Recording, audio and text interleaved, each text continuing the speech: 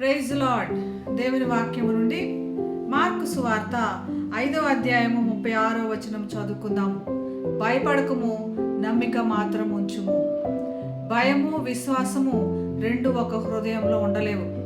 ఒక్కొక్కరికి ఒక్కొక్క భయములు ఉంటాయి.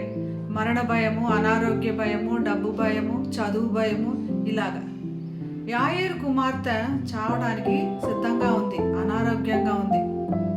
యాయేరు లేఖనములు తెలిసి, లేఖనములు గ్రహించి యేసు మాత్రమే స్వస్థపరచగలడని యేసు దగ్గరకు వచ్చాడు. యేసు భయపడకము, నమ్మిక మాత్రం ఉంచుమని చెప్పాడు. తన నమ్మిక సడలిందని తెలిసి 12 సంవత్సరాల అస్వస్థత గల స్త్రీని తన కళ్ళ ముందే స్వస్థపరిచాడు. 12 సంవత్సరాల నుంచి తన కుమార్తె కూడా అనారోగ్యంతో బాధపడుతూ మరణం అవుతున్నదాన్ని గ్రహించి హోప్ డెవలప్ చేసుకున్నాడు. అప్పుడు దేవుని యొక్క గొప్ప కార్యము చూడగలిగాడు. మనం ఏం చేస్తున్నాం? దేవుని లేఖనములు తెలిసి దేవుని మీద నమ్మక ఉంచడానికి ప్రయత్నం చేస్తున్నామా? కనుక భయపడొద్దు, విశ్వాసం మాత్రం ఉంచుదాం, నమ్మిక మాత్రం ఉంచుదాం. ప్రార్థన చేసుకుందాం.